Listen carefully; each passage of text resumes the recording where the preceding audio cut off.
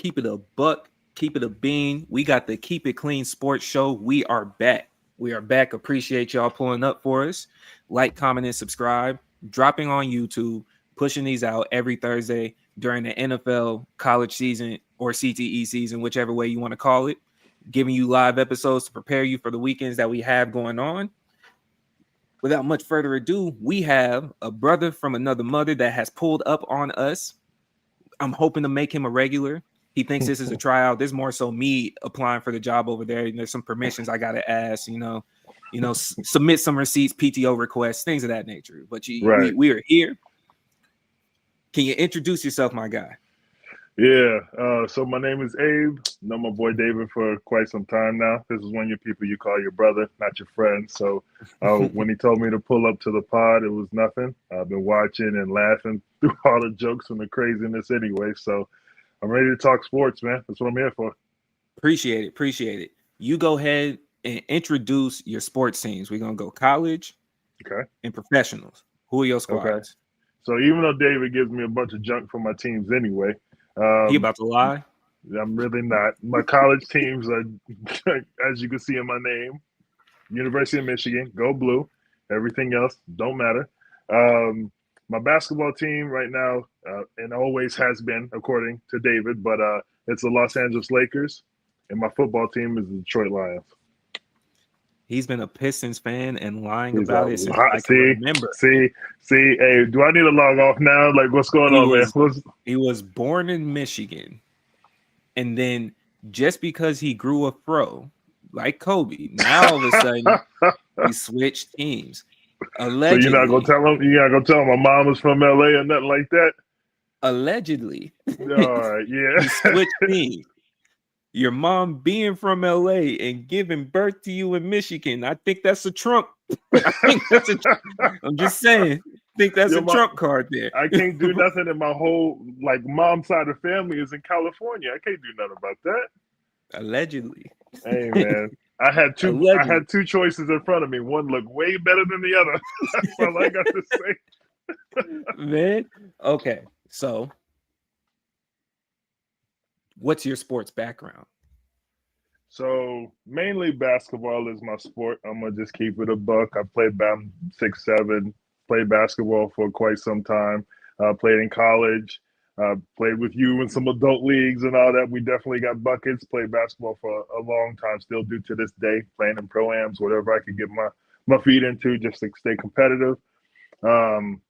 Definitely had some higher competition as far as playing with people. But, yeah, football, I have a real big interest into it. My family is obviously Go Blue fans. We've watched football my entire life. My dad was a big football player and stuff like that. So that's where that kind of comes from. Mom played basketball, so it was kind of like the sports team. What do you want to play?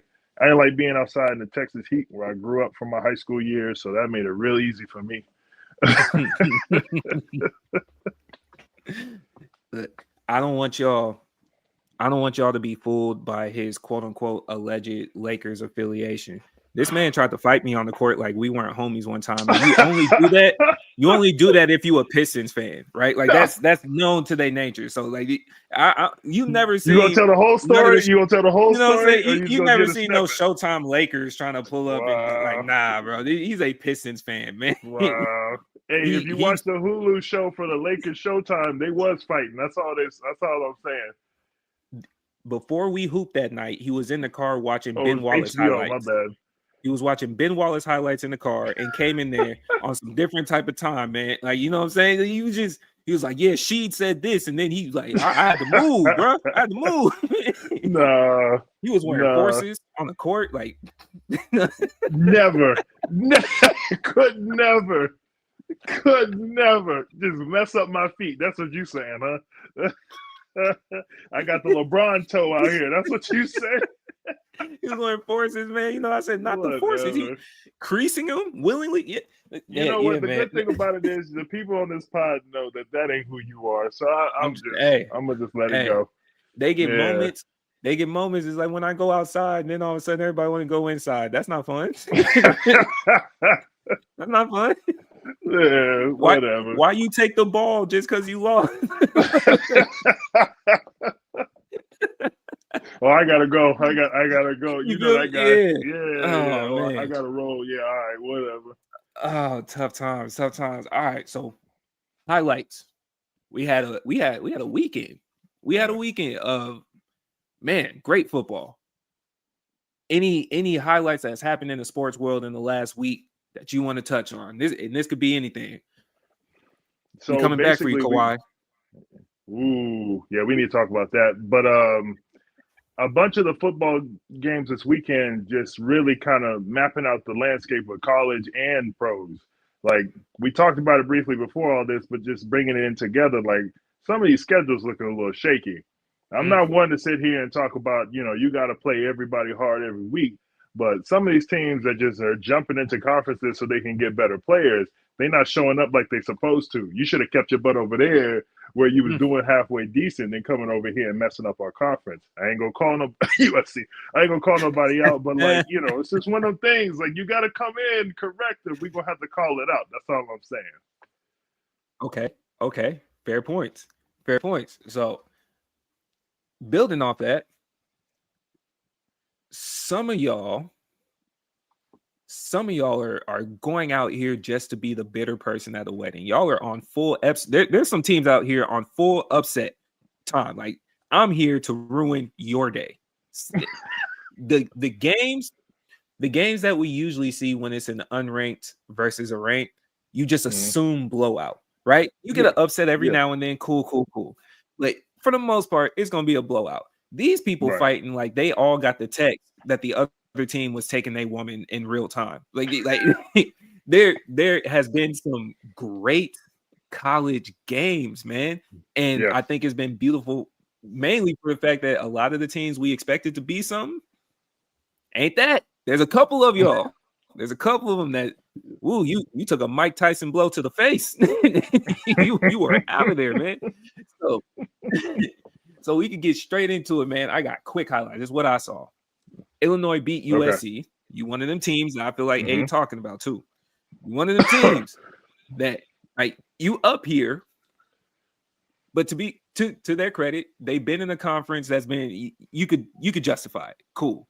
Yeah. I just think you in rare air and coming off of a game that you just got smacked down last week, you needed to show something. You got USC, but you weren't supposed to get them like that, right? I They got came one back. quick They point. almost took that game. Go. Yeah, I got one quick point. We saw them put the Big Ten patch on their uniforms the year before they even came to the conference when they were recruiting players, so that way they could make sure they knew they was coming into the Big Ten. I'm just saying we're gonna do all that, and then when we come in, I'm just saying if you and then you where are we going with this? Okay. Okay. Now, to that same point, how do you feel about USC, UCLA, Oregon, like them being in the Big Ten as of now? They first year, last year, so far, what you seeing? What is that looking like for you? So for my team, I'm not too concerned about anyone other than Oregon. Oregon was an established running machine before they even came over to the conference. So that is one where Right. you're like, okay, that machine's gonna keep running because it's Nike. They got the money, they got the pool, they've got the name, they got the jerseys. We're not gonna act like jerseys don't make a point in what school you go to, because I'd be damned if I Facts. go to some school that's just got something crazy across the chest, the unicorns. Like we know better, right? So that's a team that you definitely have to look out for. USC, UCLA. I thought maybe when they came in they would make a splash. Seeing how they've been the last couple of years, and especially this year for UCLA, my God, they've got to figure Mm, their situation out because mm.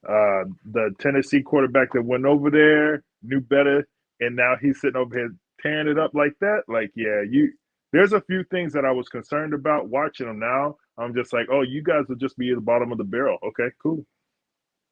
Which is crazy considering the name, because it from your opinion, having those names there, do you think it boosts or bolsters the conference?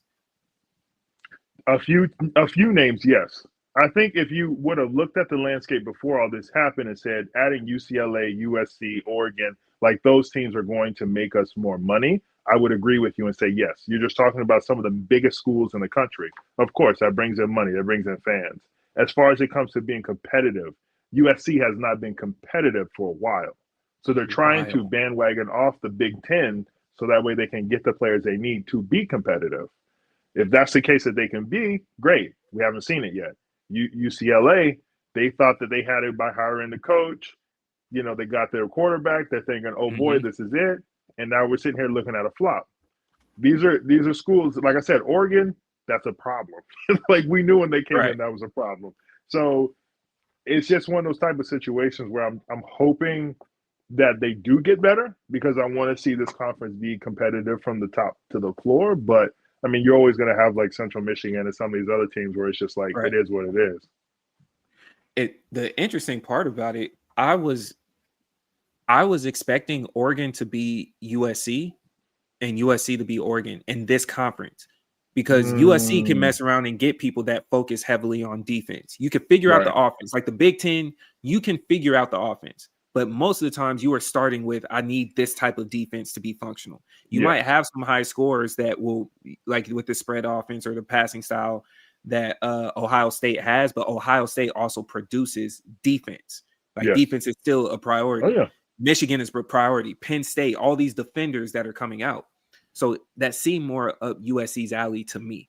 Mm-hmm. UCLA, I always is like, man, based on what you've been showing, you might be middle of the pack. You might get more recruits knowing you're Right. going to the Big Ten, but USC is like right there. Right. Like, so Right. you're still kind of stuck getting the leftover. So where you're gonna be, it could depend. Oregon, I thought is like, man, y'all aren't defenders ever. Right? Like The fastest wideout you've ever seen in your life. Yeah. so we just used you put up 54 to Yeah. 72 week Yeah. in, week out, and then we watch you come into the college football playoffs and struggle. Yeah. Every year struggle. So I thought it'd be a problem. They holding their own.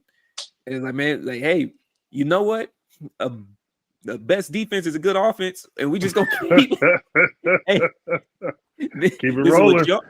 y'all know. This is what we Right. know, and Right. because we also pretty much unused outside of depending on the year within Ohio State, it's like y'all aren't used to seeing high flying offenses that just only throw for Right. most of that conference, right? So it's like, okay, you got your Saquon Barkleys that are coming out, you got your Blake Corums, you got all of them, you got bats, but Yeah. we weren't used to seeing the ball fly, not like Yeah. this, No. So No. that's tough. Okay, That's Big okay, Ten though. Big Ten usually has a really good running back, and they ground and pound the ball, and then they rely on their defense because they don't want the quarterback throwing more than 5 times in a quarter. Like it big is fact, what it is. Yeah. big facts. Well, sticking to the Big Ten, Oregon went in, got one out of Penn State in OT. And the whiteout party. And the whiteout party got one, and it wasn't a low scoring game. It was 30 to No. 24. Mind you, went to overtime. But so Right. they went into overtime. It was 24-24 going into overtime. Right. My man's last week, Jamel, he's not here this week. He was betting that Penn State pulls it off. Because Okay. no, we don't see Oregon in those types of dogfights. Are they are they the scary team? Or one of these scary teams? I know they're already ranked high, but after seeing the game like that, are they one of the scary teams to expect for the rest of the season? Yes. I don't. Mm. It's one of those you can argue and debate. When you look at the tape, when you look at the team, when you look at their coach, everything about the pedigree of what they're showing right now shows they could be scary in the end. I would like to see a little more from the defense. Not to say that they didn't have a great, decent game. I'll say decent because it was a high score. They had a decent game, but they were playing a really good team. But I Okay. would say that in this case, you would have to argue that they're gonna be there towards the end. Okay. And that it does kind of change with the playoff field widening. This is the Oregon you wanted to see when it was still only 4 teams. Like Yes. where was this when you had the opportunities just to upset everybody and just Yes. real quick tangent. Oregon wins any of these playoff championships, most of the country would be satisfied. You didn't have to hate on Alabama doing getting the Right. luck or whatever Right. SEC team, and then praying for this Big 12 team of whether it be the TCUs, whether they should or should not, and then being mad because somewhere something got lost in the sauce with an ACC team. Right. It's Oregon. Right. Everybody loves your uniform. Go Oregon, right? Like nobody's mad that Oregon wins. You feel me? Like, no Right. one's upset. It's like, oh, okay, yeah, Yeah. yeah. You might go You cop a can get jersey. behind that. Yeah. Yeah. I just go get a jersey, Yeah. like yeah, needed you to be there. So no, they pull one off. The way that you felt that the defense could have been better for Oregon is what I say about Penn State's offense. I felt that there was a lot of miscues there that wasn't typical even for them. Just you could have had a couple of moments, and then leading up to even the interception. Or I'm sorry, no, not the interception, just them not being able to score in overtime. Like you just got stopped. You just got stopped, and you had the game. Yep. You had the game before going into overtime. Is like that. Those functions when you are playing the Michigans, you're playing the Ohio States, you're playing the Oregons. You're going to need an offense. Yeah. That is the Big Ten now. Like the offense is catching up and arguably pushing towards being one of the better conferences for offense in college football. Like we're seeing it. We're seeing it get there. You got to be able to score. So Ohio State beats Washington. I know I got this one for you. Go blue, right? Got you. Ohio State goes in there, and I would say handedly put it to Washington, man. They snapped the 22 game home streak that Washington was holding on to, and I expected it to be a closer game. Washington's quarterback is really good, and I think he has league sharpness. Is just still developing, and we'll see where he tries to carry that team. It currently being unranked, so you have the world to work with. Cool, right? Ohio State did their job for the rank that they're supposed to be at. You go in there, you play a conference game, you handle that moment, push on. That's it. Respect it. All right. My game of the weekend. LSU and Ole Miss. Yes. I felt like that was my game of the weekend going in. That's what I predicted last pod. Yeah. And even though I called OSU, I did state Ole Miss is one of those teams to be scared of year in and year out just because of when they decide to pull up, they could pull up. They just missed the consistency. But when they decide to pull up, man. Lane Kiffin loves to spoil a party. He is literally the wedding crasher. He is a wedding crash. He wants to come in and he said, "Oh, y'all was having so fun in here. Get out of it!" Like he loves crashing a party, and most of the time he does it at the end of the season, whenever you really need that W because you need to get into the college football playoffs, and he just goes, "You know what? If I ain't making it, neither are you." And then he just takes you out and smiles while doing it. Oh yeah, smiles and looks at you because he knows it's like oh man, your job's on the line? No. Oh yeah. Not to mention the fact that his girlfriend's boyfriend was on the other team, and then he got to send him home with an L. You can't have that. You can't have that. I'm saying you can't let him smile on your face because you saw him on the sideline. They had a couple times where they was looking at each other. I'm like, yeah, that's gonna be a weird family dinner. Look. As a boyfriend of my daughter, I still need you to know who runs this. You feel me? Like, so in that moment, Ole Miss was playing like Lane Kiffin was on the field. Yes. That's the way he coached. Like, I'm going to beat you through them. Great game. Great SEC class, bro. That was a good one. Notre Dame put belt to ass on Arkansas. I don't even know what more we could say to that. Notre Dame went nuts on Arkansas. And I will say, I'm only partially surprised because Arkansas can be hit or miss depending on when you see them. But I thought there'd be a little bit more defense. Again, I'm only okay with Notre Dame winning because they have a black head coach. That's it. That's it. They need to get it rolling anyway because they haven't started the season off great, so they need to get it rolling. So this is that turn. Genuinely, I only hate for y'all that are listening. I don't have a college team. I watch the game. This can be confirmed. Abe and I go way back. I don't have a college team. But I have two that I hate. Gonzaga basketball, Notre Dame football. Y'all don't play nobody year in, year out, glide to this high seed just to get every year Oh in my whatever the god. respective. Both of y'all are frauds. You are fraudulent. Stop hiding. Go play with the big dogs. Show us. You're phonies. You have a black head coach. That's the only reason. Saving grace. Yes, sir. I hope this propels him to some blue chip school in the near future. I do.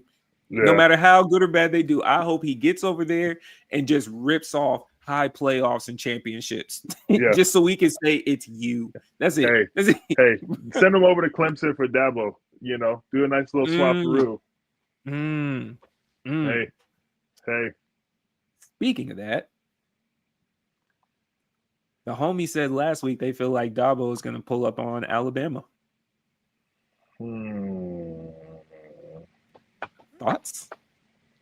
Alabama with the Eh, upset because their coach isn't looking hot. He yeah, in that water. So if it yeah. wasn't No, he for definitely in trouble. hey, because Alabama beats them, Right, I thought it was an upset. I know in the chat you said you didn't think it was necessarily when I thought it was an upset because nobody's scared of Alabama and right, Georgia right. has been consistent. You pulled it off. Arguably a saving job for the coach or a saving win. Job saving win. Here's the problem. For me, you went from the greatest dynasty of Alabama Mm-hmm. to leading off to when Saban left, and it wasn't the greatest because he was struggling and he didn't like the new rules, so he had to go.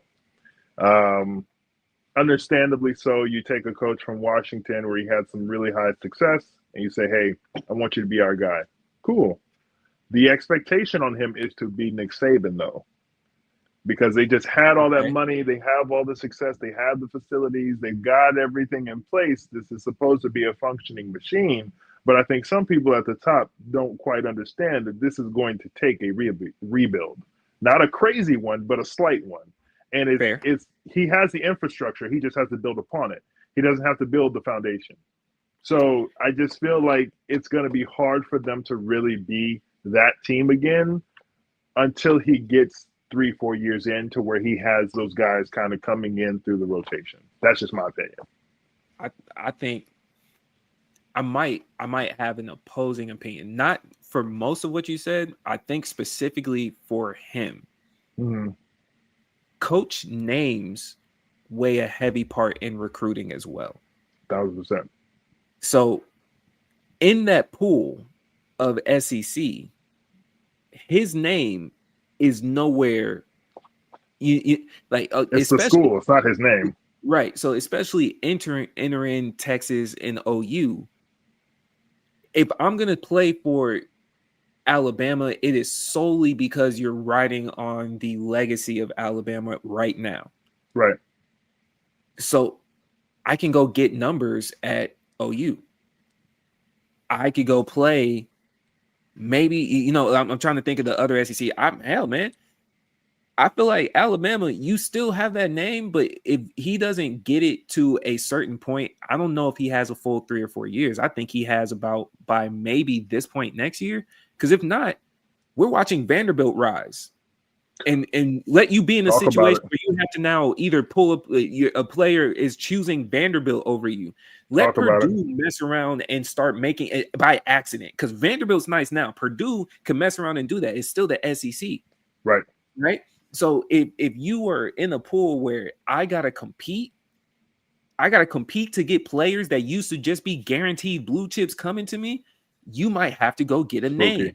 Spooky. Spooky. So so now if you insert, for example, if Dabo goes over there, you know who he is.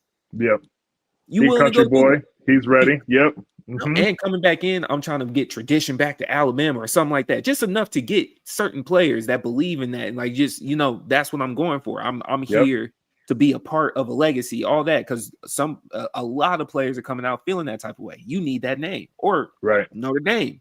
I'm cool with you. Hey, my man, Yeah. just leave Notre Dame. Just, Yeah. Yeah. just, He just leave just Notre Dame, goes bro. anywhere else. Florida Anywhere. Atlantic. Anywhere. You head down there to the Yeah. SEC. Yeah. and be a black head coach in the Hmm. SEC. That would be Sir, fire. That would be sir, fire. Yeah. sir, Yeah. sir. Yeah. Your first your first 2 years, the transfer portal would look insane for you. Yep. Yep. You just you just gotta deal with just just a tad bit of racism, like a cup of racism. Cause It they ain't a ain't gonna cup. let it be easy It though. ain't a cup. It's at his front door and it's a whole jar. It ain't a cup. But Just- here's the difference. If he wins, they'll leave him be. yeah, They'll yeah. invite them to You, the cookout. They'll do the whole nine. They'll be like, man, we tailgating out here for Marcus. They'll be look, out there man. doing all Yeah, that. Yeah. you're the favorite until that one upset, bro. Like you just got. Woo. I would say if there was one to enter the SEC, I would say start. This is crazy to say out loud. If you do get in the SEC, start in Florida. With the shrug. Because Yeah. it's crazy to say Florida might be the easiest to deal with out of all the other states Yeah. involved, and you Yeah. can't go to Yeah. Miss. You can't They go to upfront Mississippi. with it. Yeah, Yeah. yeah, yes. Alabama, Alabama beats Georgia. We gonna pull up on Tennessee. You look shaky. You look shaky. Now, again, SEC, Yes. They're Mississippi going to get State. their best game. Yep. Mississippi State could them and A&M. Those people that Yeah. we hold you at a higher standard. You never meet the standard, but for Hmm. some reason you just show up when I hate you the most, right? But it went to OT, man. Yeah. They It went was a to really OT. good game. It was a really good game. I just think it's one of those where at the end of the game, you see why you have the money to pay the players that you do. I think Yeah, that State came, they did their thing, they made it a competitive game. They could have walked away with it, less a few mistakes there at the end. But you get to a point where you're like, man, we in this. And then that money shows. And you go, this is why they're on Tennessee and I'm on Mississippi State. yeah, Just saying. because that money would have got you a better kicker. That money would have got you a kicker that would win the Because the game. kickers are getting paid in NIL deals as well. They ain't getting left at the table. So let's just, let's The throw that up kicker, there. the kicker was the difference between winning in regular and losing in OT. because the sad part is, it's one of those, bro. You gave them 34. Yes. Tennessee is a good offense. To your credit, you Yeah. see the QB right there. So you gave them 34. Yeah. Anytime you see that scenario, and I hate it too, because always for the underdogs, once it goes to overtime, my shoulders be like, damn, man, because you gave your best punch. Now you're reaching into an empty tank, and they threw the money at the NIL. Like that's Yeah. they got Yes. a few more rechargeable batteries waiting to be used, bro. Like Yes. the difference between you needing an outlet and me having to, like, like we go out to the fair. So now you looking, you desperate for a plug, and then, oh man, Right. look at this. A Right. charging case. That's crazy. Yeah, man. That's one of them hard ones. All right. Georgia Tech, who's been the dark horse. I intentionally put this game there. I put that one on. Yeah. Georgia Tech squeaked by Wake Forest. Mm-hmm. Squeaked by Wake Forest, man. Mm-hmm. I was I was impressed by hoping. Wake Forest. I'm also looking at Georgia Tech. It's like I was watching y'all to see if the Clemson game was a fluke. Right. That's what I've been watching to see, is this a The fluke, barometer. Yep. or y'all like that? Like you getting in that room. Should we be talking about Georgia Tech? Mm-hmm. I don't know if this one should have been that close.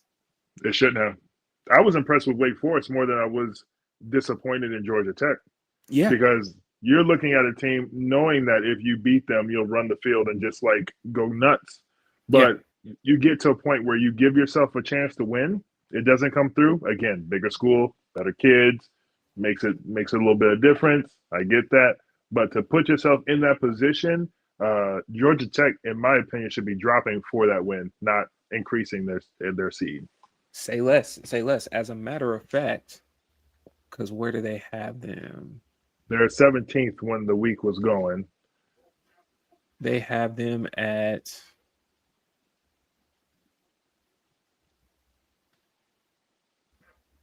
Where you at, GT? 17. They dropped one. They did? They dropped one. Went down from 16 to 17. Yep, as they should. And honestly, I thought it Yeah, should have been more like a 2 or 3 spot jump instead of one. yeah, got jumped by Penn State. Yeah, Okay. I'm not Penn State. I'm sorry. Vanderbilt. Vanderbilt. I don't know why I Yeah, said Penn State. Yeah, got jumped by yeah. Vanderbilt. Man, okay. So before we wrap up, college, you told me you know you got something near and dear to This your is heart. You yep. got to get it off your Come on. chest. Bring it over. Bring it on over. I appreciate it, my guy. Tell, tell, Um, tell me what they've been doing to the Wolverines, bro. What's been up with that? what we need to talk about is this disrespect that's going on my team. Okay, I understand that we're 3-1, and the game that we lost that you Mm-hmm. really wanted to see us win was OU. Don't get me wrong. I was there. I wanted us to win. Did they blow us out? Absolutely not. That was a game that was close to the end. Okay, mistakes happen. We've got a young quarterback. He's a very highly paid quarterback, but we've got a young one. This dude is fresh out of high school. So for us to be sitting here looking at him as supposed to be the savior of this season, I never expected that. I look for Okay. consistency in what you're trying to do. The growth that I've seen him do over the past 4 games is what I've been expecting. You don't come in and just kill right away. These guys, Right. Manziel, all these guys, they weren't coming in the freshman year killing. Like, that's not the story behind this. So that's why I want to make sure that we have the proper expectation as a fan base, right? One, we need to realize we've got a freshman quarterback. It's going to be a bumpy ride, but I'm looking for the progress, and he's showing me that. Now, two, Michigan as a program every year gets ranked either high or low, and there's no in between. So it's either we've had the greatest recruitment class that we've had in 5 years, and they're giving us the 8th spot, or they give us a decent recruiting Right. class and then we're 24th. Like, there is no, and then most of the time we're unranked, and then we have to prove ourselves so that we can get in the top 10. I don't understand the disrespect behind my team, which is one of the most historic teams who literally has the highest watch game in college football every single year, Michigan versus that other team. And then you gonna sit here and tell me that every single time that we have to have this conversation, we gotta earn our spot. I would just like a little bit more respect, as in, like, we'll give it to you guys, and then if you lose it, you lose it. But to just keep treating our, like, recruitment class and everything else like we didn't just get the number one quarterback in the country, it's a little crazy. But that's my opinion. Yes. And I'm not mad at all that. I think what you just said also highlights one of the points that I was making. Michigan is now also trying to transform themselves into a pass offense. I don't know Mm-hmm. if it's going to be complete, but they're opening the door. Like we haven't seen a gunslinger at Michigan in a minute, Right. right? So to go get this quarterback, we are watching them go through growing pains in real time, and for Mm-hmm. him to run into a OU who is not like OU was unranked, mind you, Right.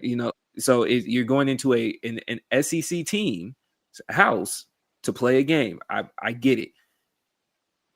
I don't know how they finish this season, so I'm not going to take away from them. They're ranked now. Mm-hmm. They pulled up Mm-hmm. in 20, but I think this time next year is where the concern will be who can stop them.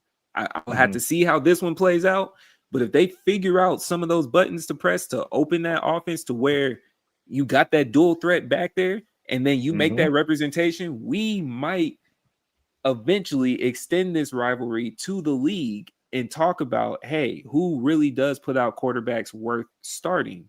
Right. Because while y'all's rivals can look good in college, we haven't seen great products in the league. Let you get a Michigan one in there a couple times. I'm not gonna hold you. He's like, you could defend them all you want. I don't know where y'all think JJ is going, but good luck, Minnesota. Good luck, Minnesota. It's like, I didn't see nothing back there that told me it's like, yeah, nah. He was in the So, Harbaugh system, and as you can see, your boy over in the Chargers is doing all right with the Harbaugh system. That's all I'm gonna but say. but he was all right before the hardball system. He was one of He's doing better now, all right? He's doing better now, all right? that's because they got him blocking. They said don't. They finally stopped trying to kill him back there, and he has a healthy team. Yeah, Right, man. yeah. So yeah, man. Look, running it down just to wrap up college. We're gonna go down the rankings. Ohio State number 1, Oregon number 2. Shout out to the SEC pulling it, or not SEC, Big Ten. Big Ten pulling in 1 and 2. Mm-hmm. Miami at 3. And Oregon went up 4. Let's be clear here. So they jumped after that win over Penn State. Right. Went up Big 4 spots to number 2, dropping Miami by 1. Ole Miss went up 9 spots. Ole Miss went up 9, pulled up at number 4. Oklahoma goes up 2 spots, pulling in at number 5. A&M holding on to it. I don't know if y'all gonna fumble like y'all usually do every year, but I'm betting number 6 right now. But pulled up 3 spots. Penn State drops 4, reasonable. 3 and 4 matchup, reasonable. Mm-hmm. Indiana pulls in at 5-0 at number 8. Texas goes up 1 to number 9. Alabama jumps up 7 to number 10. We got Tech going up 1. Texas Tech trying to be sneaky, be the Big 12 team of the year. There's always one. There's always one. Tech at 11. Georgia dropped 7 to 12. LSU dropped 9 to 13. Iowa State, Tennessee remained the same, respectively, at 14-15. Vanderbilt goes up 2. Brother Rose said, watch out for them boys. And they're sitting at 5-0. Georgia Tech drops 1, 17. Florida State dropped 10. Sure did forgot because that game was played on Friday. Hey, Virginia. Hey. Might be a problem. Hey. Might be a problem. Hey. It's coming down to it. Yeah, hey, they made them boys drop 10 of them things. 10 to number 18. Missouri up 1 at 19. Michigan, y'all dropped 1, which I'm not. It was a close game. It's a close game. Unranked. You drop 1. Michigan dropped to 20. Notre Dame. Illinois up to 22. BYU, Virginia, Arizona State. Now, real quick question before we move on. Was Virginia ranked before they beat Florida State? No. Oh, so how many spots did they drop? 10? 10. Okay, so we beat a team, but that's all. We're good. Also, too, this Alabama love of letting them boys jump 7, nah. That they can do it all they want to, but they're going to show their hand at the end of the season, so I'm not worried about that. Okay. To your point, though, well, Michigan wasn't as high as Florida State. Yes. Right? Because they just pulled it in the rankings last week. Right. Okay. To other respect. I don't know, but I'm agreeing with you. Nebraska's unranked. So if you're dropping people for losing to an unranked team 10, I could see a partial drop, but I would only support the drop if they were like upper of 15. I think at where they were, considering what Nebraska is, I don't think there should have been a drop myself. No. Right. So, especially with the teams that had to drop and swap. If anything, leave us where we are or put us up 1. But dropping us 1 to me doesn't make any sense on a win. You're telling our team, it doesn't matter who you beat. If they're not this team, or this team. Meanwhile, we've got other people out here smashing, 73-3 teams and everything like that. And they're going to get a pat on the back. Like, I don't understand that. Nebraska's not a scrub team, that's still a major university. So the fact that we get dropped by 1, I got a problem with that. He said the major universities. Like, most of these places are major universities. He's a major university. Listen, you can't talk to me about Michigan. I'm gonna do my thing. I'm sorry. Y'all forgive me, y'all. He said major university. Like all these teams. We're not gonna pull up no schedules. We're just gonna move on. Oh my goodness, major university is hilarious, bro. Well, I'll take that little slick stuff that you just tried to slide by and go straight into professional CTE. Any highlight games you got from the NFL that you saw? What was your highlights from this weekend? It may not even be games. What did you have some takeaways on? Yeah, so my takeaway, one, especially being in fantasy with y'all, one of the things I got to talk about is my boy Marvin Harrison Jr. and Kyler Murray. We all know Kyler can't see over the offensive line. We get that, and he be heaving it. But we need to find some way to get this connection going because one, we all know Marvin Harrison is that guy. Even though he went to that school, we know that he's that guy. And I just need some type of, breakthrough for them too, because they actually have a really good team. But it just seems that it's Right. always fallen short because we have to, weigh the options between what Kyler can get open to. Now, whether that's the offensive line, whether that's a connection between the players, I can't give you the answer to that. But to see how talented they are and to see how they always fall short is getting a little tiresome. Yes. Okay. I'm not mad at that. I'm not mad at that. I will say I'm looking forward to seeing what the Giants do now.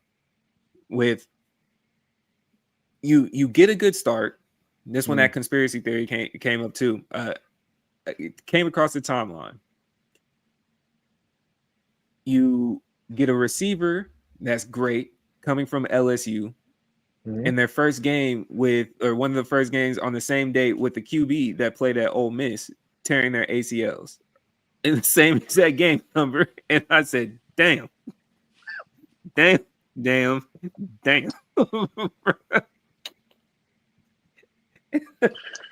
I said, woo.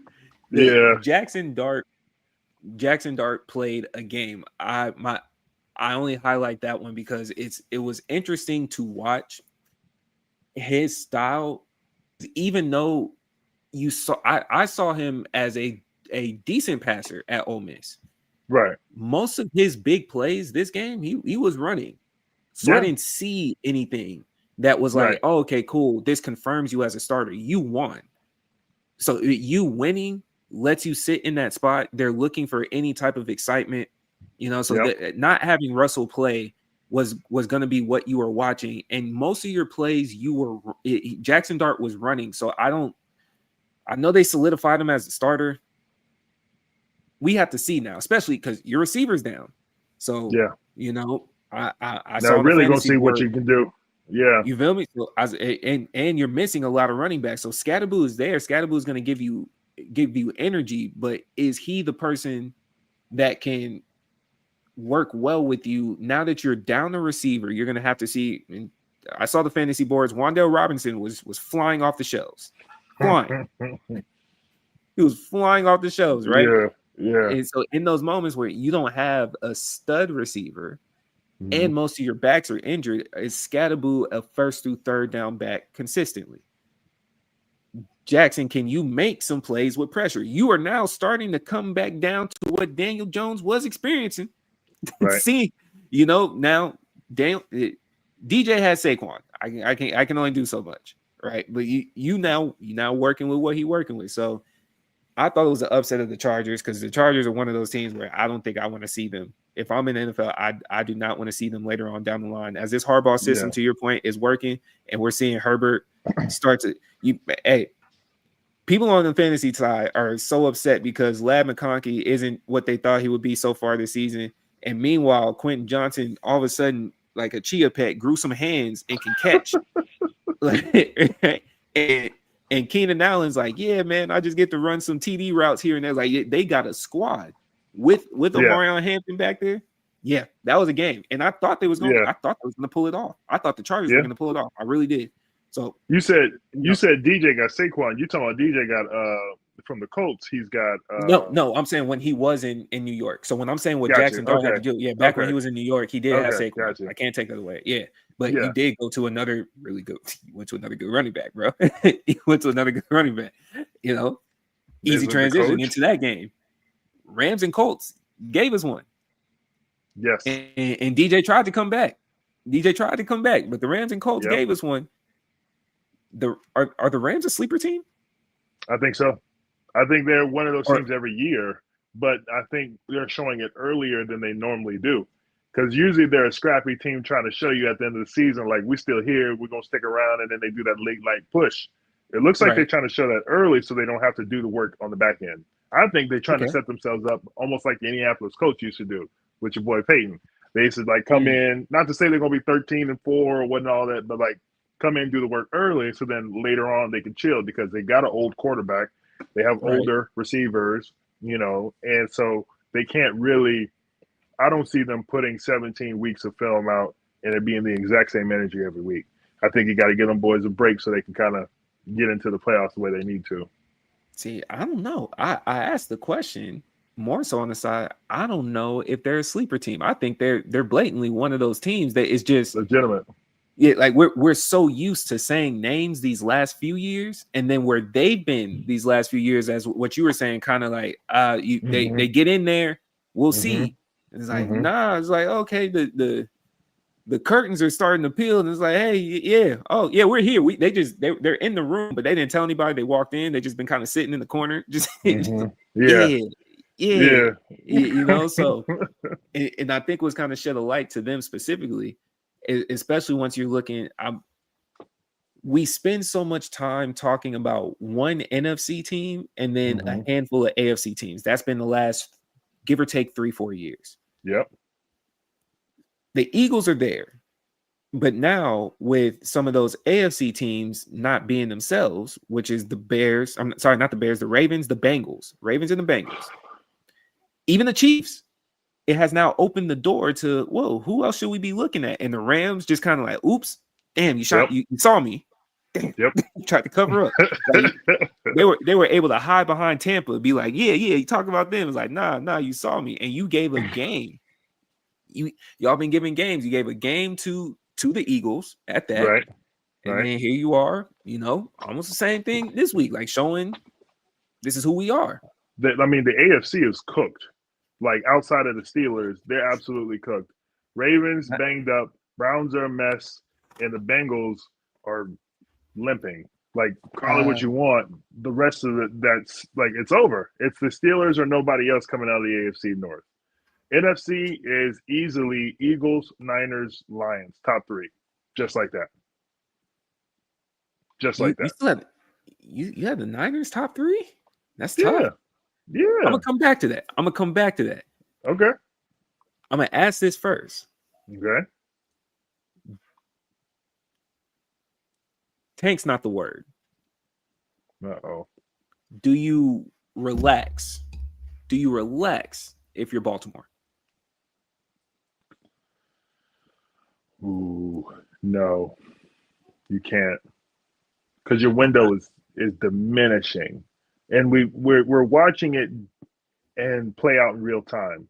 You have Lamar, and you know that he's got to strike sometime real soon.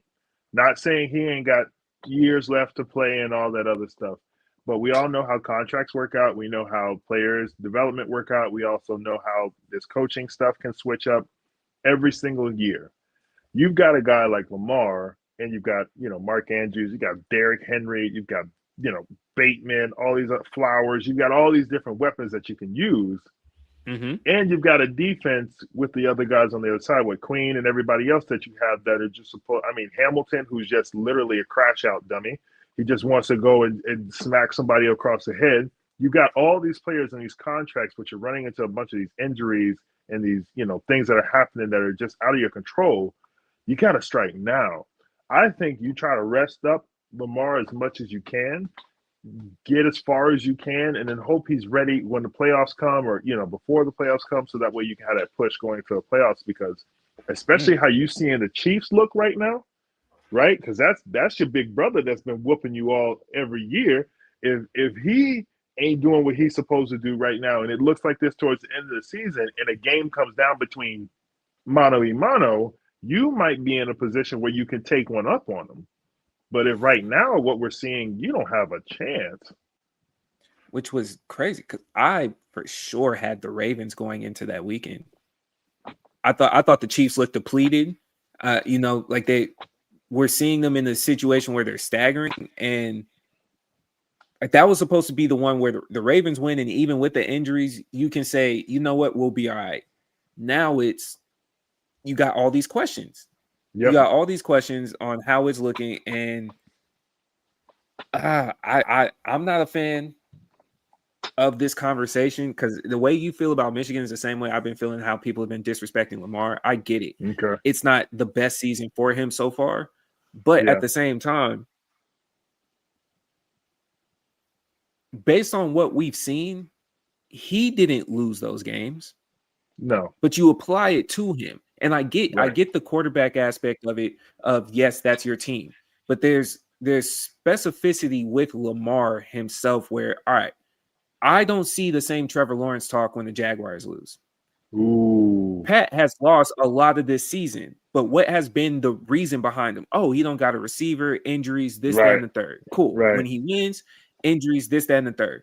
So I'm looking at Lamar being stuck in the middle of, if he has injuries or a lack of talent, there Mm-hmm. was still expectations. Cool. Mm-hmm. When he has talent, you would criticize him more. So if last year, for example, Patrick Mahomes had all those injuries, that's the past. They were winning. They were, but they Mm-hmm. weren't winning by like offensive play. Hell, you Right. weren't even sure if they were winning by defensive play. Mm-hmm. Allegedly, there was some stripes that had the same jerseys as them. There we With go. with that going on, flip side, Right. Josh Allen had a hell of a year. Mm-hmm. Following into this year, Josh Allen's Mm-hmm. winning. Mm-hmm. Look at what he's doing with essentially nothing. It's narrative. With the talent, Lamar had better numbers. Wasn't enough. Mm-hmm. Just wasn't enough. There was no winning. So now fast forward into this year, being in the same situation where you know you have injuries. The defense, as good as they are, has been injury riddled for the last 2 years. Yeah. Humphreys may be there here and there, Hamilton here and there. Like you're consistently seeing injuries. Mm-hmm. Last I checked, how many turnovers? I think Lamar has a couple. We haven't seen Derrick Henry fumble this much. I was They just were about in to the pose a game with question to y'all. you. Yeah. I was They were just they about were to in put. the game with Yeah. the Lions. The turning point wasn't Lamar Jackson. Right. So if I'll leave with the last piece. My biggest thing as well compared to those other quarterbacks, first through third down, you're telling me you're having this man do running play, dump off, maybe short pass. Right. And with the questionable line, he's usually trying to scramble in a lot of these situations. Then on Right. fourth down, you say, please be Lamar.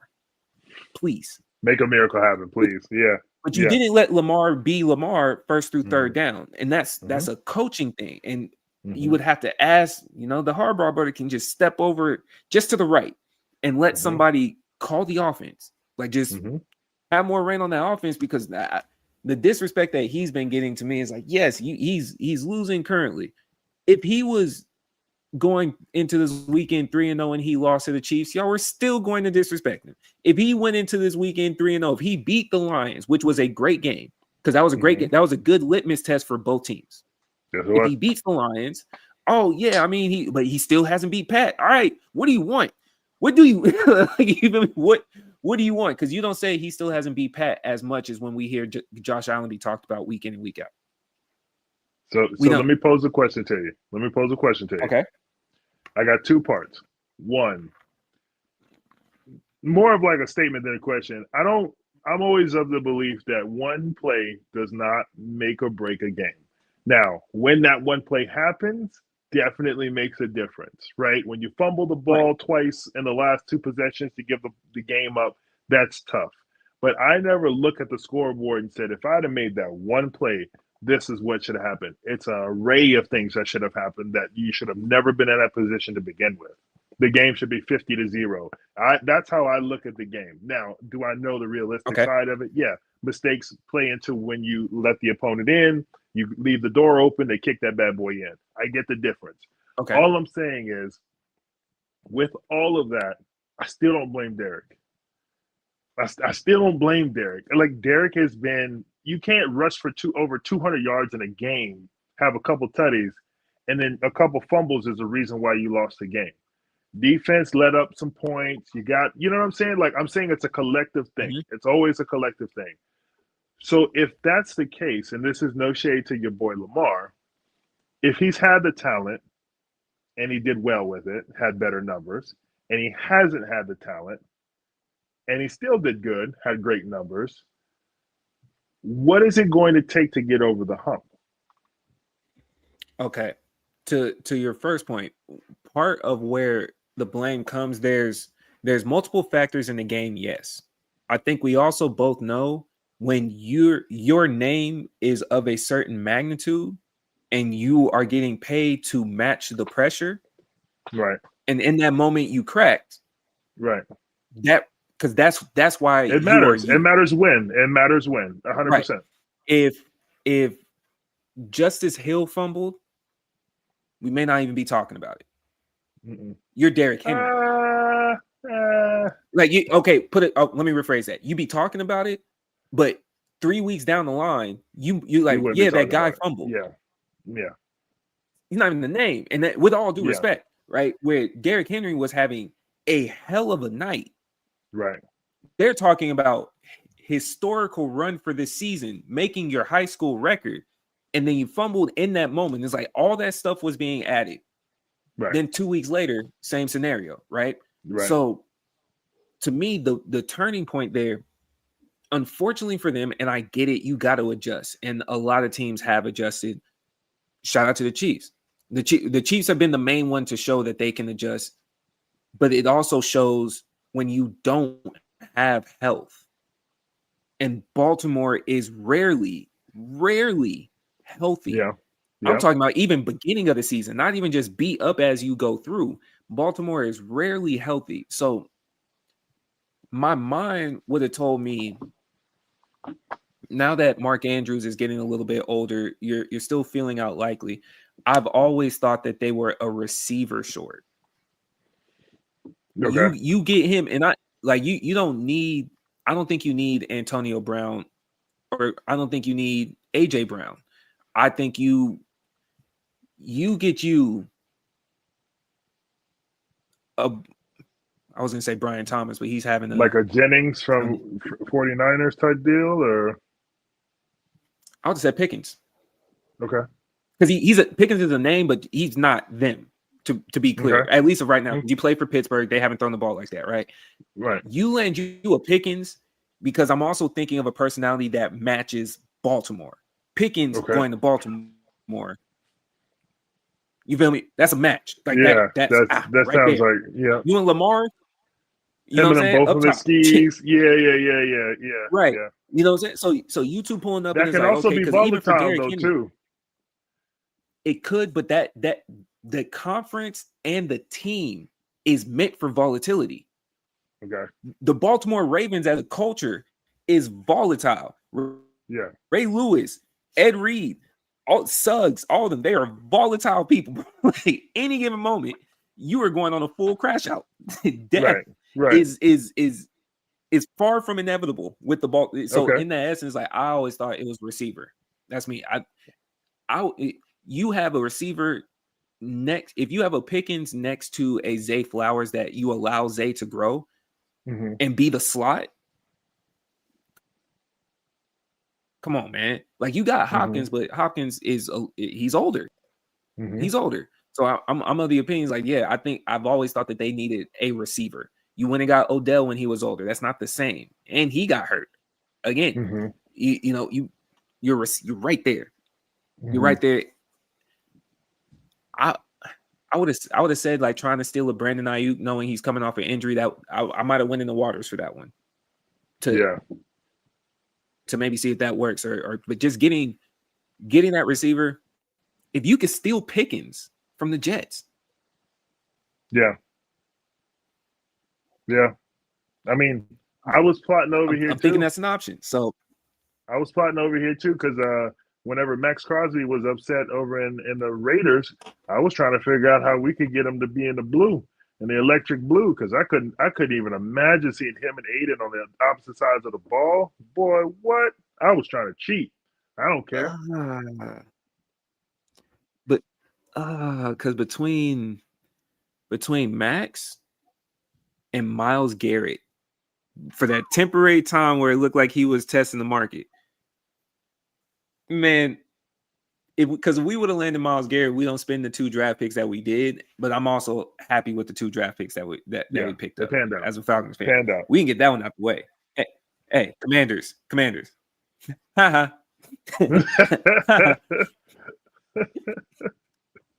that was I'm one. telling you right That was it. now. That was supposed to be an easy win for you. Yeah. Now, you you you caught us coming off of a 30 ball with no points. Morale low, low. A All I'm motivated saying, Marcus Mariota. yeah, yeah.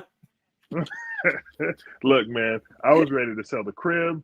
I was ready to sell the team. I didn't care what it looked like. As long as we got Max in an electric blue jersey, I was cool with it because I'm like, man, could you imagine? Because, like, you see how Aiden's playing right now. Could you imagine if we had somebody on the other side of him where they were applying that same pressure? Oh, That's most defenses too, man. Because the defensive lines have been, even with the rules, having a fun time this season. A fun time this season. And you know what? I'm gonna take that specific point to highlight one of the games I wasn't even gonna speak on. In a battle of two bums, the Texans beat the Titans, right? One one team is cheeks, the other team is ass. right. That play, that play where the tackle ran into the guard and they didn't even touch my man before he wrapped up CJ Stroud told me everything of what the rest of the season is looking like for that team. The Texans, y'all gotta win. You didn't deserve that win. You didn't deserve no part of that win. Y'all gotta win. That's the most air I'm gonna give y'all as some bums, right? That's it. All right. We got a tie game. So annoying. We got a tie game in the NFL, which I'm not gonna lie to you, so underwhelming. For the game that you had, 40-40, Parsons return, Jerry talking noise before the game to end in the tie. What were your thoughts on the game, man? what You see did you my think? you see I my know face. You see you were happy because you should smile a little bit because George Pickens won you your fantasy week. he did. He did George, by George Pickens 0.25. single-handedly he single-handedly carried your squad this Mhm, week. mhm. And I won you, by you should be kind of 0.25. happy. Yes. So I'm very happy about that. I am a avid member and attendee of the Cowboys Hater Club. So I'm definitely one of those guys when I see them lose or tie, I'm in a pretty good mood. Um, as long as George Pickens does what he needs to do for my fantasy. But just to see them have such a great game between the two, you can feel the animosity. You can see the beef between the two teams. Like they were really bringing it to one another. It was great. You get into the end of the game, and I wanted them to not kick a field goal. I wanted them to go for the score. I know to kick a field goal with to tie the game, and then we end in a tie. Whoop-de-doo, right? I wanted to see an actual game. So when you're down there at the end and you playing around, throw that bad boy in the end zone. Why are we chunking this thing up 2-3 possessions in a row so that way we could just kick a field goal? It didn't even feel like they were trying to score. They were trying to set themselves up just to kick a field goal, knowing it was going to be a tie. Lackluster. Which was so nasty because that that that clock management by the Packers to end the game Trash. was so disgusting.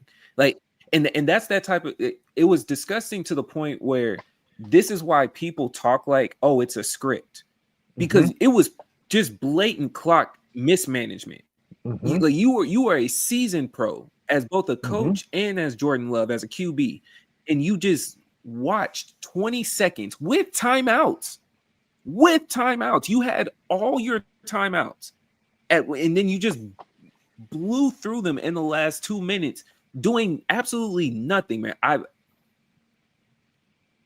You're right. They didn't play to win, and it was also nuts to see because I will say I can understand why you don't go for the end zone on that fourth. You just finish off with kicking a field goal, mainly for the reason of if the Lions exist and you have the volatile word of the pod Vikings. you don't know if you're going to win the division or a potential wild card spot. That makes sense. We know the Cowboys are essentially going to be wild card. Yeah. So that game might be the difference between you two, right? And that's where you get stuck. You know what I'm saying?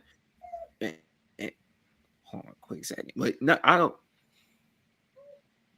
As I a don't competitor, know. A tie as a competitor, I want to see a W or an L. As a competitor, I don't want to see a tie.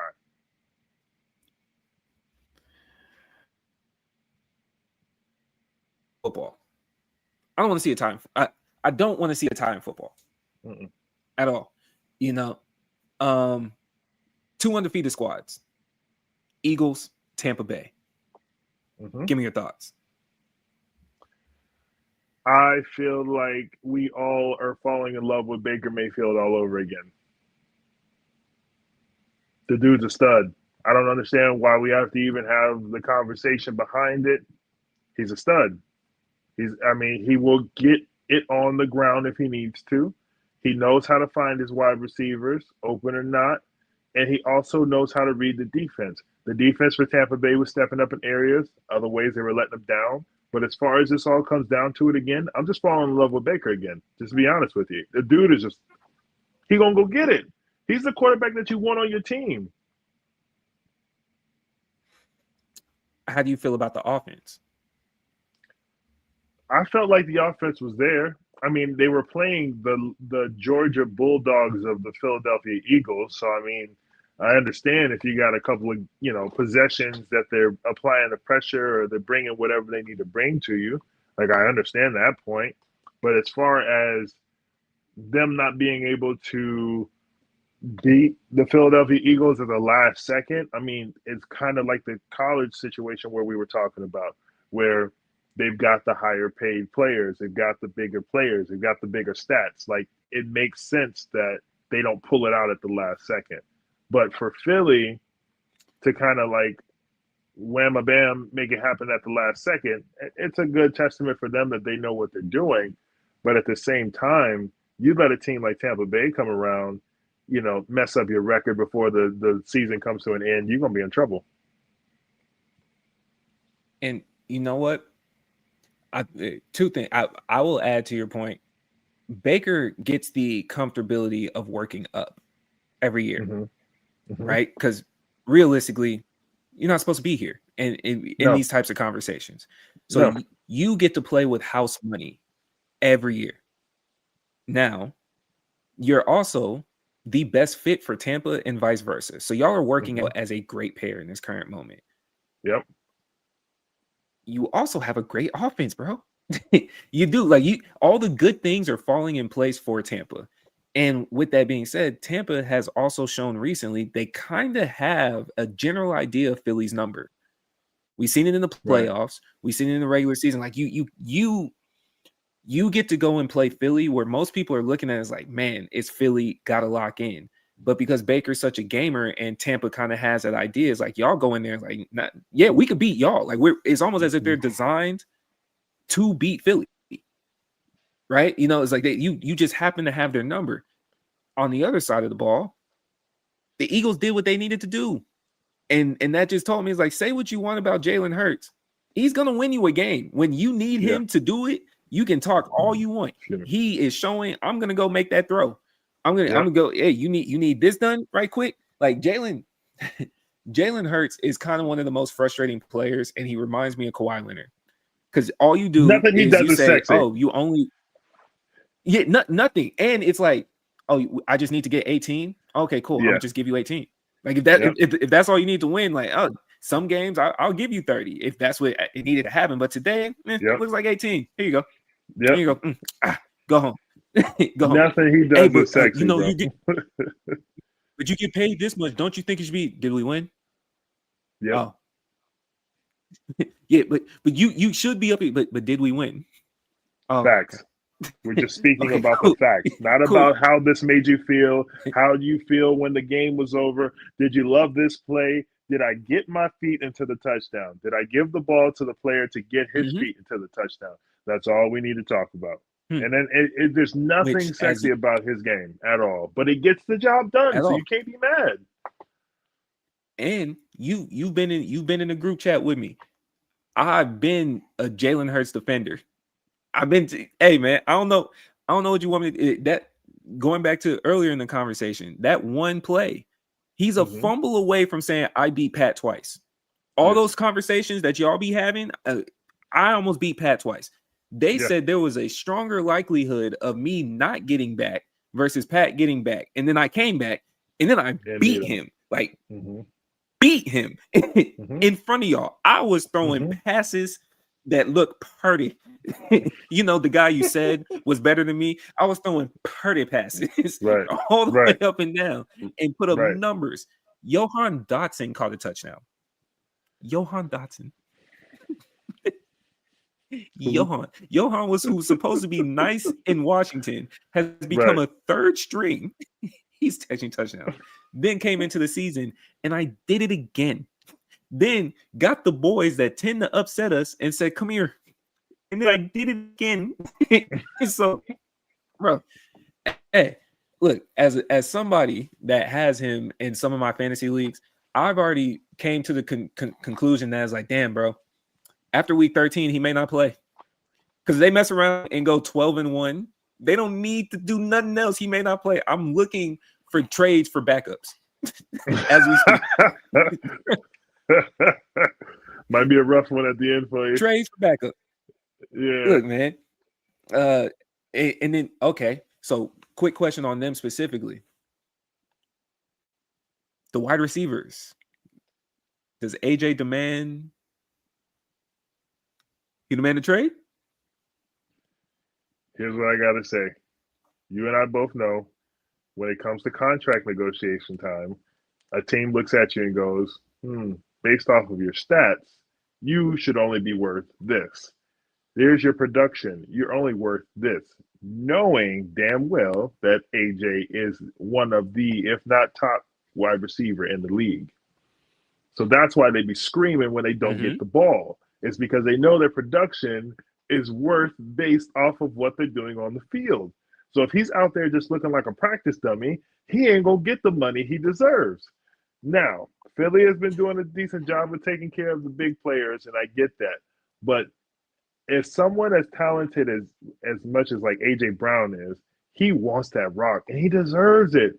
It's not like he hasn't put in the work. He is literally stepping over people every time he catches the ball.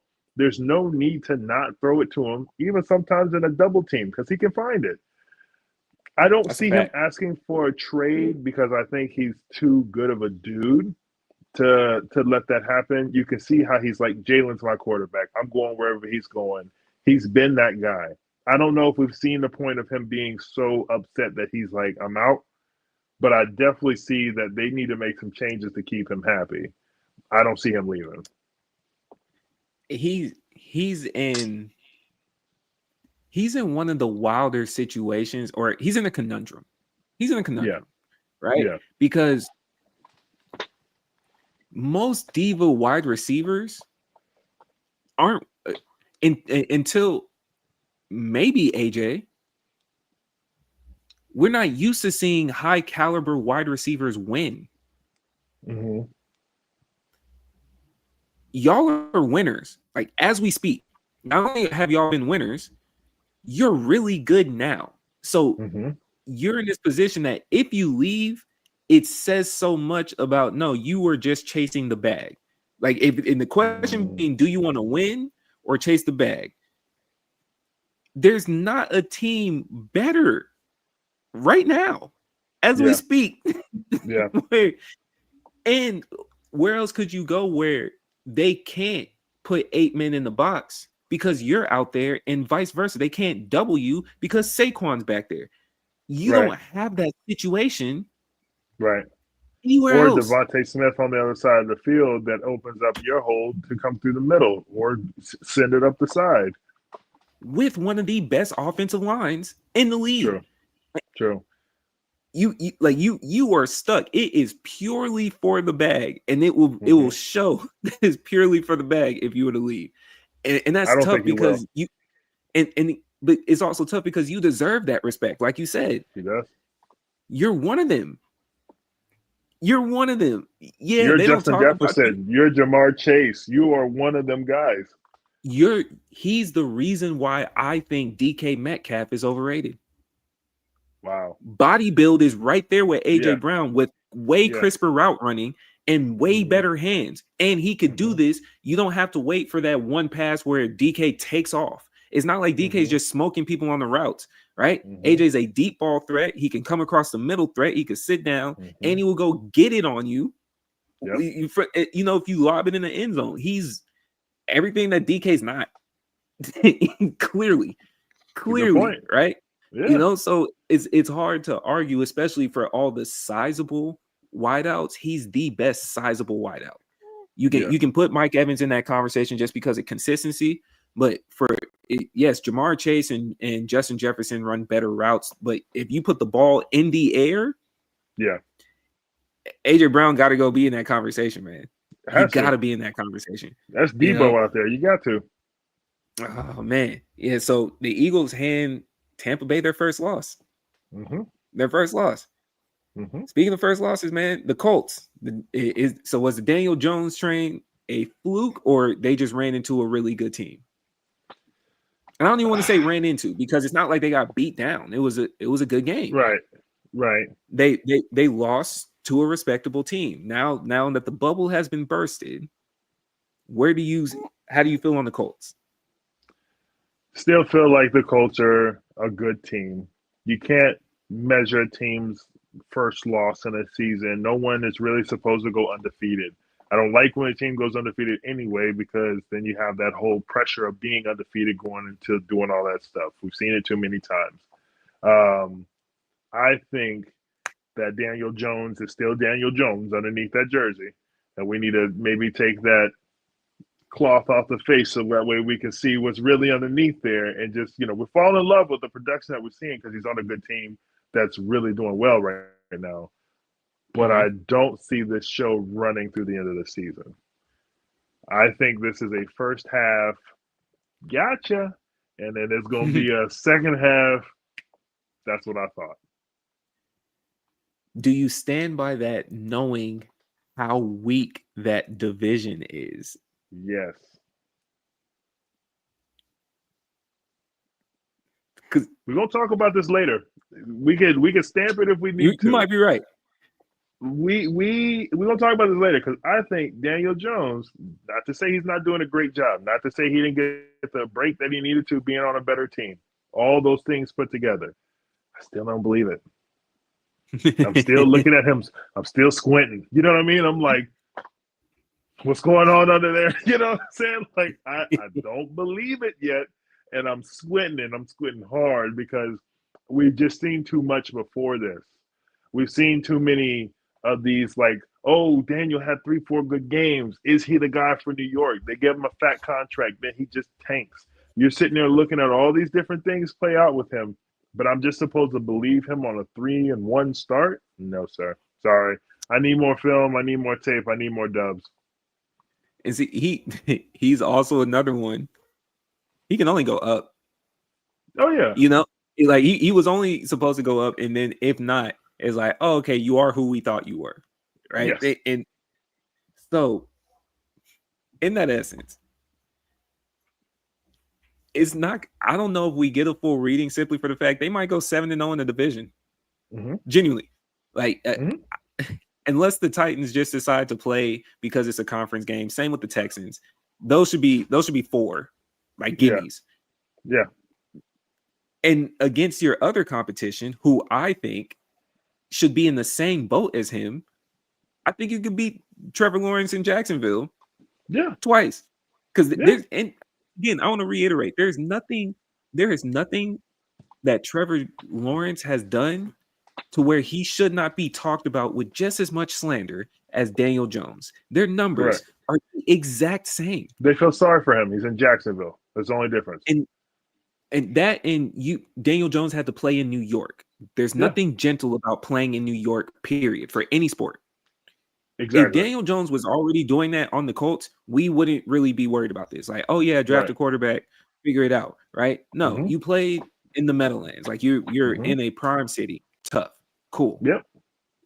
Now I get to double down on that theory. When they play each other, I want to see. I want to see. You got good running backs. He has a good running back. We're seeing what you're going to do with Travis Hunter. And that's what I'm talking about. This is what I'm talking You about. know, You see how you're alluding to what I was talking about already? We talking about, yeah, this looks cute right now. This is great. I'm glad that he has some success so we can stop slandering him so tough on every single right? weekend and just being like Daniel Jones shouldn't be in the NFL at all. I'm glad that conversation is over. You're talking about a guy who still put it on film in college, who was able to be drafted high, and that doesn't go unnoticed, okay? But what we're talking about is when we start getting to the end of the season, or maybe even potentially playoffs, because they put themselves in a pretty good position with these teams that suck behind them. I don't have faith in this guy to get me to the next step. That's it. Okay. But if Duke boy is doing the same thing as Clemson boy, and if they're the same numbers and one's talked about a particular way,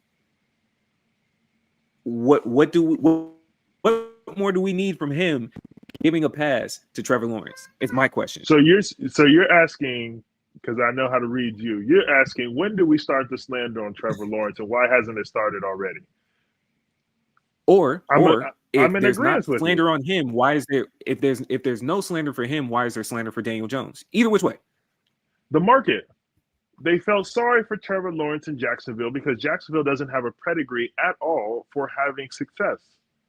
I'm talking about the last quarterback they had that was worth anything was what, Brian Leftwich, and what he did. You know what I mean? Like that's where they First of all, are. no No Leftwich slander. slander. No Leftwich No, slander no would be slander. No slander. Okay, I'm he just was saying. payless Donovan McNabb in Madden. Listen, he was cold to an extent. But I was saying, like, that's the last time they've seen any type of success like that. And now we're sitting here having to sit and look at Trevor Lawrence, who gets drafted so high, he's doing his thing, but then we have to give him the same. No, he's in New York. New York expects to win. It's just that simple. Okay. Okay. So I still have to see it. Unfortunately, he's my quarterback in fantasy right now because Joe Burrow got hurt. So Ooh. so Well, I ain't looking too I'm much trying to better on my remember. own quarterback. Yeah, yeah. And speaking of hurt, you lost Tyreek this week. You lost See, I know you Tyreek. like. See, you like the hurt We feelings. lost See, Tyreek. this. Look, it's like, you know what? You're Jackson Dart. You won, but at what cost? at at what cost did you Man, win? man, it's been a rough week. I lost Lamar and Tyreek in the same week, and I've already got Kittle on injured reserve. It ain't looking hot right now, but I still got the dub, but it ain't looking great right now. Look, man, you know my office is always open because when you look at Nah, most of the league, realistically, most of the league you and I are in is a group of where everybody respectfully, even if you're 3-1, you should be 2-2. Everybody is an equal 2-2 in this league. You got away with one of them, or you happen to be on the short end of the stick on one. I can't agree with you more on this point because I literally won by 0.25 this week. 0.25. So I can't even sit here and be like, nah, I'm 3-1, baby. Forget it. Like I won Whew, solely because George Pickens decided to put on two Scullies instead of one. Like that is the only reason why I got the dub this week. whew. Boy, man, because I can't say I'm doing hot. I put all my faith into a rookie because Joe Burrow going down kind of shifted the season. And when I realized, like, Yeah. damn, man, like I took a risk on him to begin with, and then now on the other side, the same question I asked you for the Ravens, you just let it go if you're the Bengals, or is there too much money on the line I think you let it go this season. again? You just You and I both know this ship don't get steered without Joe. So that's why when I texted you in the group chat when we had this conversation, is it time for Cincy to actually draft a real quarterback? A lot of people don't like drafting a real quarterback when you have one because it puts the pressure on them or they feel threatened or blah, blah, blah, whatever. It might be time to really look that way. I don't think you need to draft. I think you could trade for a good backup and be okay. Like one that could step in and maybe not be him, but Mm-hmm. you lose half a step. Right? Like Okay. I know the contract looks crazy when we were discussing, but it's like, bro, this would be the time you go get a Kirk Cousins. He's the most apt You know what? Just because you QB. want to offload him, don't do that to Cincy. Okay, just because you want to offload him, What you don't do mean? that. Don't do that. What Don't you look at someone mean? else's misery and then be like, "Yo, I just want you to be just as miserable as me." Don't do that. What Don't what you do that. mean? No, no, no one wants Kirk, not even Atlanta. So what are you So doing? so he so you telling me he could wear chains and grills and make Justin Jefferson look like that, and he can't do it for his teammate with Jamar Chase? That's what that's what you saying. That's what you saying. No, That's what no, you we're saying. not doing that. Okay, outside of Kirk Cousins and your love to get his $180 million tail off your team, who do you see that could legitimately be their backup slash starter right now, who could put them in a position to actually be there at the end of the season? Because Joe ain't out for the whole season. He's out for majority, but he's not out for the whole season. But the majority, okay, so what we would be asking is who can hold them down for 10 games, We got to win some give or games. take. Wait, well, Yeah, because got more to. so if Joe comes back early, if Mm-hmm. he's good enough to come back early and he can move, you still have to be in a winning position Right. for him You to got to pick up win the 7 out mantle. of the next 10 games. Okay, sounds crazy. Go get Russ. That doesn't sound crazy. Go get Russ.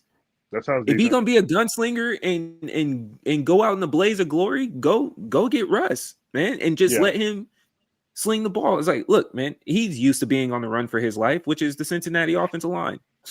What you know what I'm saying? Like what else is new in this situation? Right. You can go get Russ. Who else would be one? I don't know if you take a risk because then you start shooting in the barrel for like a Zach Wilson, and I don't think you're there yet. But Mm-mm. a Russell, in all seriousness, Kirk and Russ, I know they're a little bit because why I also say Kirk is in that situation now that he's had an additional year to heal. We've seen him throw. He was throwing all the way up until he got hurt. All the way up Okay. until he got hurt. Okay. Okay. You have similar wide receiver sets like you had in Minnesota.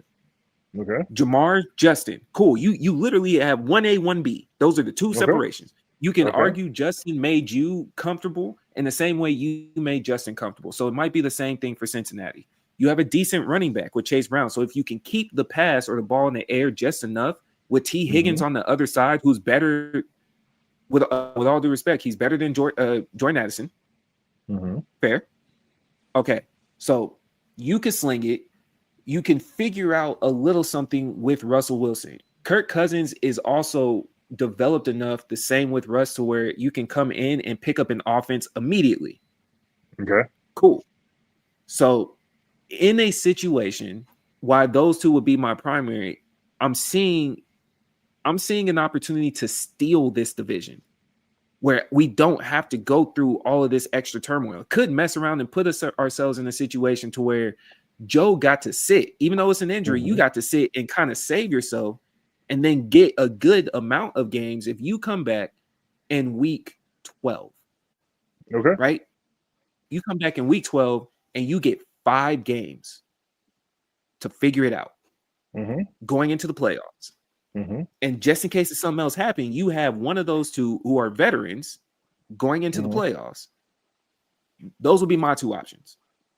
Those are me. Okay. You can kind of tweak it. You can tweak it there because having Chase Brown also makes it effective for them. And you are already a pass offense. In order to keep somebody like Kirk and Russell alive, you have to be able to. You got to throw. You got to be throw Yeah. happy, if you Yeah. will, to keep them alive.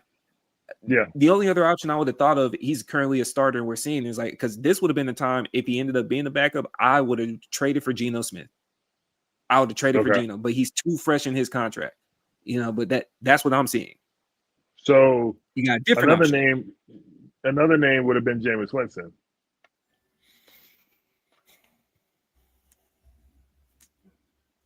Given the weapons, Jameis Winston Okay. sit back in that pocket, let it fly. He's not going to get it on his feet. Okay. He's not going to do anything that isn't over the top or extraordinary. He's going to just make the basic throws. He's going to get it down in the deep ball when he needs to. I don't think you need the flash of like a Russell Wilson. I think Jameis Winston is exactly what you need. Do you think his tenure with the Browns last year put a stain on that? No. Okay. No, you still Not saw mad those at that. spots. Unfortunately. Yeah. Yes. Is he now QB2 with the Giants after what happened with Russ? 1,000%. Because that's also part of the reason why I said Russ. Yeah. You Because he think might be Jameis available. has now jumped the line? Yeah. I'm just saying. No, So they, okay. Yeah. Okay. They're cutting that money. They're getting rid of him. Okay. So let me run down a couple more just really quick. Rodgers and the Steelers get a close one over there in Dublin. The Aaron Rodgers train still chugging along is probably one of the most funny stories in the NFL, but he got to win. Ashton Junty got a chance to get wiggly and they still lost. I don't know if this is a flash in the pan. My brother, I do have you on my team, so please make it consistent. I took a gamble. I took you in the first round. Right. I took you in the first round, man. I took a gamble. I was number 10 pick. Wasn't necessarily my go-to choice. I changed my draft strategy. So my brother, help me. because so they won. But matter of fact, I'm thinking of a point specifically for him, and I'm gonna come back for this. But the Broncos cooked the Bengals. Won't see anything on that, but that makes it easy to just kind of slide into this really quick fantasy piece. Everybody's hurt, so the waiver wire is as barren as the Sahara. You can't even say jumping. If somebody, all the picks that you wanted to get were available week 1 or 2, whether it be because people got injured, and then like me getting Cam Scatterboo would have been one of them ones. You were there for the draft. I took a risk on it was between him or Tracy Jones. Tracy Jones separates his shoulder. Damn it. Right? Our homie over there took a risk on Samson. Here comes Judkins. Because Samson, or no, I'm sorry, Ford. Ford got hurt. Yeah. Filling the spot. You know what I'm saying? So the reason why I said jumping is because you got people panicking now. You're throwing people in that ain't even doing that well, but you just need 5 or 6 points. You need something rather than nothing. So that's why I say it's jumping, because if you looked at our waiver wire today when it opened up, you were like, wait, they did what? But you're just looking at the desperation behind these injuries. You're like, I got to make something happen. Got to make something happen, bro. Like there's clear fall offs in the position too. There was something I saw today where they said the average top 11 receivers to be drafted in fantasy football, only 2 of them are still worth having right now. Right? Justin and Jamar aren't putting up the numbers we expect them to put up. We're still trying to figure out what's happening with Brian Thomas Jr., right? Puka, solid. AJ Brown, his numbers. Crazy. Drake London, right? Who was the other one? I said Puka's doing his numbers. Tyreek Hill, hurt. St. Brown, going crazy as usual. Shout out to Amon-Ra. Going crazy as usual, right? Up at 4 a.m. playing 2K and then going out and having a perfect game, 7 for 7, 2 TDs. So come on. He trying to tell his dad's like, nah, you made the right cut. It was right. Just couldn't cut it no more. That was it. Yeah. Tyreek Hill hurt. CD Lamb hurt. All these receivers, bro, is just woo. It just and it gets dark so fast. Yeah. So fast on that waiver wire, man. Yeah. No, look, I got Blake Corum starting. That's how dark it is because I have somebody on the bye. I got Josh Jacobs on the bye, so I got Blake Corum. You got a good go blue on your team, all right? Speaking of that, another one that I also have on my team, Lad McConkey. Not doing the numbers we were expecting him to do. Real life, y'all Right. still nice, but in fantasy, pain, man. Yeah. I went and drafted old boy that I didn't think had hands. Quinn Johnson is carrying my receiver squad. Quinn Wow. Johnson is carrying my receiver squad. Wow. That's a Carrying, name. Yeah. carrying, bro. Yeah. What's up Any with all waiver these West wire Coast players recommendation? that you grab? That don't sound like you. Mm. Nah, it's not. It's not so much West Coast. It's more so. I was looking at whose QBs were going to take the chance this year, right? At least Okay. for receivers. So Okay. seeing how they finished last year, I expected Herbert and them to sling the ball. Now you got health. So Okay. McConkey had the season he had. You bring back the end zone threat with Keenan Allen. Quinn Johnson just so happened to be Quinn Johnson was purely a waiver wire pickup that I think I scooped after week 1. Like y'all let that one drop. That was it. Right. He was the best of the option because Devontae Smith was another one I drafted. It's the Eagles offense. Some days is there, some days it's not. I took a Yeah. risk on Travis Hunter. That hasn't Yep. paid off. So yeah. Daryl Mooney was hurt. And that's it. You go to the available receivers right now in our league as we speak. And K Bourne. Who? K Bourne. Who? Exactly. And I know who he is. He's with the Bucks. But with Right. Godwin and Luka there, big dog. Big dog. Shepard. There's some D names. Robinson. You know? Pain. So nah, man. Any waiver wire pickups you think should be a steal. And I also want to put this out here. Us at Keep It Clean. If y'all make the right selection that we gave and y'all do good, you're welcome. If it goes horrible, it's your fault. Because I don't know what your league look like. That's on you. You're welcome. We don't know how y'all points add up. We don't know what type of Yeah, league you in. You know. yeah, you know. you got any recommendations to throw out there? The only recommendation I got is if you see a good game by a player at this point in time, and you have like what everybody else has, and that's 3, 4 people on the bench, just go grab them. Just take the chance. Right now, I'm taking the chance on Hill, the running back for Baltimore Ravens. I'm taking a chance on him, and I'm taking a Yeah. chance on Cooper Cup. Cooper Cup has been on my bench for the last 3 weeks. Now he wanted to ball out the last couple of weeks. Okay, we're gonna see. I need all that production to go right back up and keep it the way it was in LA, so that way I can survive this little tried time right now. Because if you pick, another good pick, tight end for the Saints. Um, what was his I'm not, name? Hold on. I'm right Saints. What here. was his name? Johnson, Juwan Johnson. Mm. Got a chance to get him? Go get him.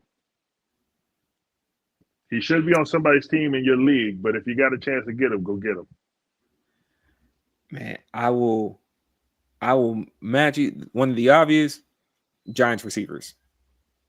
Yes. One of the obvious Neighbors is down. Somebody has to try to save Jackson Dart. I would prefer Wan'Dale Robinson, but Slayton also isn't a bad option. With that being said, I'm on the side of be cautious with anything Raiders related. Don't be fooled, right? Like it's one of them situations where other than Ashton and maybe Bowers, Right. everybody else is game by game basis. Because Trey Tucker had a game just the other week. I think he put up like, what was it, 40 in our league? And his average right now is 15.9 because there's a 4.9 of 4.2 sitting there, right? Like, so it's game by game and it goes by matchups. I made fun of him, but I think Blake Corum, if you haven't already picked him up, the usage is picking up with the Rams. Mm-hmm. I don't know what that means for Kyron. I don't think he takes Kyron's spot, but him being on special teams is also going to help with whatever he has going on. He might put up some numbers, and as tough as it is, to your point, I think Spencer Rattler might be a surprise, and this is rare, giving the Saints any type of credit. But Spencer Rattler is going to be one of those game by game. Let me be clear. I'm not saying just keep him there, but you go look at that Saints matchup, who they have the easiest path in the league, and you might be able to pick and choose every now and then. It's like, you know what? You might sneak me 27 today. I'm gonna go ahead and substitute you in, man. But yeah, man. Any other additional thoughts? Anything else you want to toss on before we wrap up this episode? Just to be clear, when I say pick up the guys that are having good weeks, that's because the player in front of them is hurt. So right now, Yeah. Gainwell, some of these guys for Pittsburgh, Hill coming in because Henry's had a few mishaps and the secondary is coming in trying to help out. These are the people we tell you to go get, because right now their production is about to boop, boop, boop, go straight on Yeah. up, because first string ain't handling business or they hurt. It's one of the two. Yeah. Look, man, I will add on to that. At the same time, in a lot of these scenarios, we might run into this conversation. I'm eventually wanting to have the conversation of bringing back all grass fields, Oh because yeah. even looking at the Malik Neighbors injury, is like, man, if I'm of the Players Association, we it might be time to call for that. It might be time to Yep. call for that, man. Because Yep. dang, and really quick, I also thought that I thought that crocodile roll on Tyreek Hill is the exact reason why that should be banned. Yes. The exact reason why that should be banned, man. Like, Yes. and in the wicked turn of events, he also seemed happy he was hurt. I'll leave it there. It was a Keep It Clean podcast with the sports, man. Like, comment, subscribe. We drop these every Thursday morning, so y'all can go ahead and listen for what's coming up for the week. If you have any suggestions or feedbacks, let us know. For most of the games, for both college and for the pros, there's a couple of good games, nothing too crazy that I saw that would stand out for us to really highlight what's going on for the next upcoming week, but we will review it. We're going to start pushing more for the fantasy piece as well. All of our episodes are going to drop on YouTube. We hope to embrace you during CTE season while we all keep our mind right and we watch them go sacrifice themselves week in and week out. Pray for the brothers. But find us on Instagram at the Keep It Clean Show. Same thing. We will be creating a Twitter soon. Find us on TikTok at the Keep It Clean Pod. And I am Ray. It's my brother Abe. You're going to probably see him a lot more. We appreciate y'all. We love y'all. And we out. Peace.